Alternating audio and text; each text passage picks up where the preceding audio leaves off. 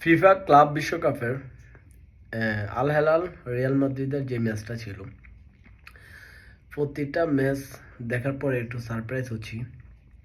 যেই ভাবে বলা হইতেছিল যে ব্রাজিলের যে 4টা দল আসছে, এতে তাদের সম্মান ধরে রাখতে পারবে কি না, এটা নিয়ে যে যাদের কনফিউজ কাজ করতেছিল, এখন কয়েকটা ম্যাচ দেখে আসলে চিন্তা ভাবনা পুরা চেঞ্জ চেঞ্জ ভাবতে হইতাছে। এটাই যে ইউরোপের বড় বড় দলগুলারে ব্রাজিলের ক্লাবগুলা, মানে ছোট ছোট ক্লাব যারা নাকি ভালো করে যাদের খেলা দেখাও হয় না, তারা তাদেরকে রুখে দিতেছে।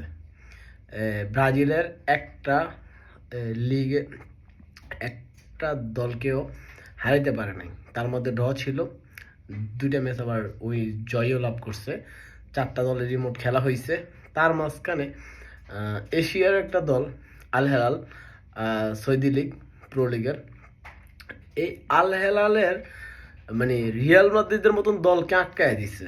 এটা ভাবা যায় যে এবার ক্লাব বিশ্বকাপে আপনার বড় বড় দল নিয়ে ভাবলে হবে না। এবার বিশ্বকাপটা পুরো চেঞ্জ একটা বিশ্বকাপ হচ্ছে, যেটা আমরা দেখতে পারতাছি যে বড় বড় দলগুলো খুব বেশি আটকায় দিতেছে।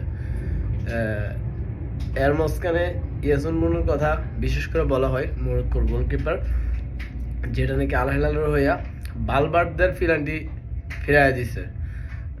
তার মাঝখানে আল হেলালের যে গোলটা ছিল আগের, এটাও ফিলান্টিতে ছিল। আর রিয়াল মাদ্রিদের হইয়া বালবার্দের ফিলান্টিটা মিস করার কারণে 1-1 গোলের ড্র, সমান তাহলে ভাগ করে নিবে পয়েন্ট। ড্র হয়েছে ম্যাচটা, যদিও লাস্ট দিকে আইসা রিয়াল মাদ্রিদ ট্রাই করতেছিল, কিছু করতে পারে নাই।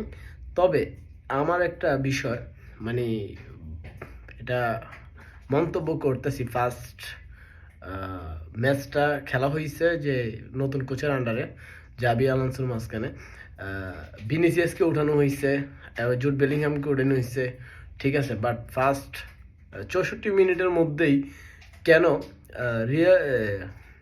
রদ্রিগোকে উঠানো হয়েছে, এটা আসলে আমার জানা নেই। আপনাদের যদি জানা থাকে একটু বলবেন, এটা কিভাবে খেলা। উনি ফার্স্ট ম্যাচটা চালাইছে, ড্র দিয়ে ওনার ম্যাচ শুরু, বাকিটা কি হয় এখনো বুঝতেছি না। বাট আমরা রিয়াল মাদ্রিদ ফ্যান হিসেবে একটু হতাশা কাজ করছে রদ্রিগোর উঠানোর পরে।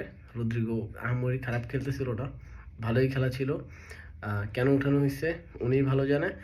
আর আমরা রিয়াল মাদ্রিদ থেকে আরও ভালো কিছু আশা করতেছিলাম। আমরা রিয়াল মাদ্রিদ ফ্যান হিসেবে